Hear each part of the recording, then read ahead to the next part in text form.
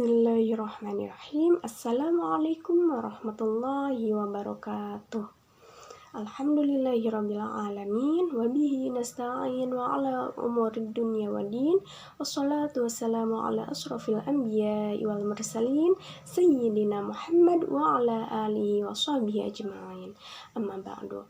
Alhamdulillah, pada kesempatan kali ini kita dapat belajar kembali dalam mata pelajaran pendidikan agama Islam. Nah, baiklah teman-teman, sekarang kita akan membahas tentang meneladani dakwah Rasulullah SAW di Madinah. Nah, untuk tujuan pembelajaran hari ini yaitu yang pertama, meyakini bahwa kenabian dan kerasulan Nabi Muhammad SAW. Yang kedua yaitu dapat menyimpulkan dari materi hari ini yaitu meneladani dakwah Nabi Muhammad SAW di Madinah. Yang ketiga yaitu dapat mengimplementasikan atau menerapkan perilaku baik yang telah dicontohkan oleh Rasulullah SAW dalam berdakwah. Nah, pada materi sebelumnya kita telah membahas tentang meneladani dakwah Rasulullah SAW di Mekah. Antara lain, substansi dakwah Rasulullah SAW di Mekah adalah 1. Meyakini keesaan Allah Subhanahu wa Ta'ala. Yang kedua yaitu memperbaiki akhlak. Yang ketiga yaitu menegakkan keadilan. Yang keempat yaitu persamaan derajat. Yang kelima yaitu meyakini bahwa adanya hari akhir. Nah, untuk pembahasan hari ini yaitu meneladani dakwah Rasulullah SAW di Madinah. Baiklah, kita langsung kepada pembahasan. Nah, sebab-sebab hijrahnya Rasulullah SAW ke Madinah. Yang pertama, adanya perbedaan kondisi, maksudnya watak masyarakat Yastrib atau Madinah memiliki sikap yang tenang sehingga ketika Rasulullah SAW berdakwah dapat diterima dengan mudah. Yang kedua yaitu para nabi pada umumnya ditolak oleh masyarakat Yastrib. Akan tetapi ketika Rasulullah SAW datang, mereka menyambutnya. Yang ketiga yaitu golongan bangsawan dan pendeta Mekah, mereka tergolong menjadi dua golongan yang sangat terganggu akan adanya ajaran yang dibawa oleh Rasulullah SAW sehingga kepentingan mereka terganggu. Nah, kondisi masyarakat Madinah sebelum kedatangan Rasulullah SAW, Madinah didiami oleh dua suku. Yang pertama suku Aus, yang kedua suku Khazraj. Nah, kedua suku ini selama lebih dari 1 abad mereka dalam suasana peperangan sehingga membuat orang-orang Yahudi yang paling menikmati ketidakrukunan masyarakat Madinah pada saat itu. Masyarakat Madinah ketika Rasulullah SAW datang merupakan masyarakat yang memiliki 3 golongan. Ya, yang pertama yaitu umat yang setia dan patuh kepada Rasulullah SAW. Yang kedua, orang-orang musyrik yang tidak mau beriman kepada Rasulullah SAW.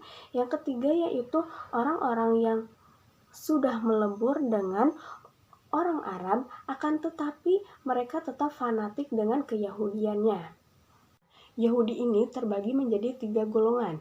Yang pertama yaitu Bani Qainuqa. Bani ini bersekutu dengan suku Khazraj. Yang kedua yaitu Bani Nadir. Bani ini sangat vokal terhadap ajaran Islam. Yang ketiga yaitu Bani Quraisyah. Bani ini bersekutu dengan suku Aus. Nah, selanjutnya yaitu membangun masyarakat baru. Yang pertama dengan membangun masjid.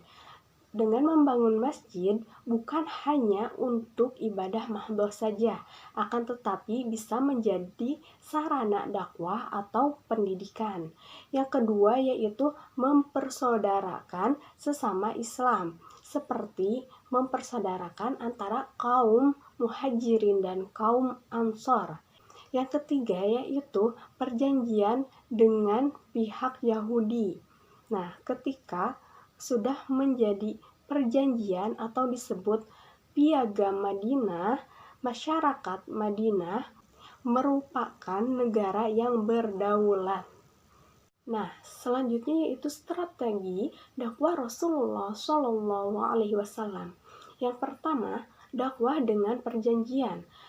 Maksudnya, kesepakatan atau perjanjian Rasulullah Shallallahu Alaihi Wasallam dengan pihak-pihak tertentu untuk menemukan persamaan dalam permasalahan.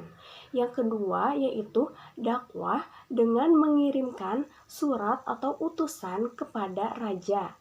Artinya bahwa pentingnya diplomasi dengan orang-orang yang memiliki kekuasaan.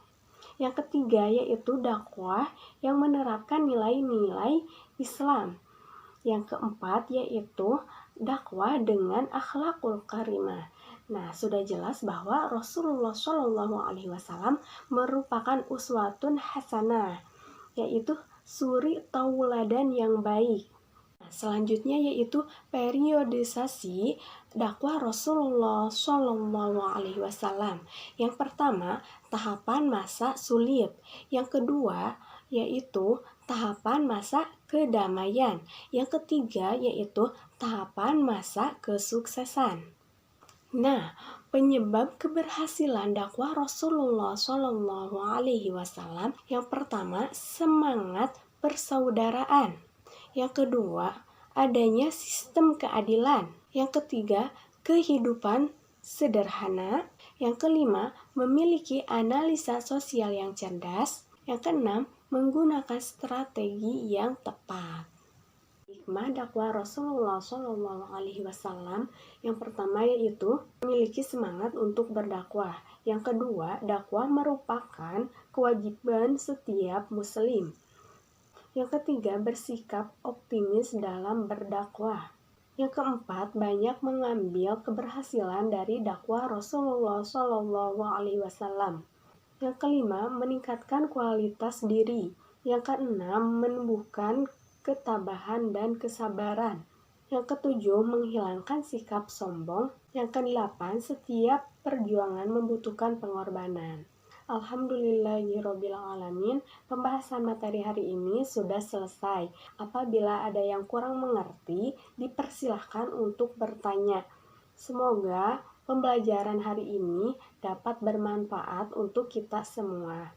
Billahi taufiq wal hidayah. Wassalamualaikum warahmatullahi wabarakatuh.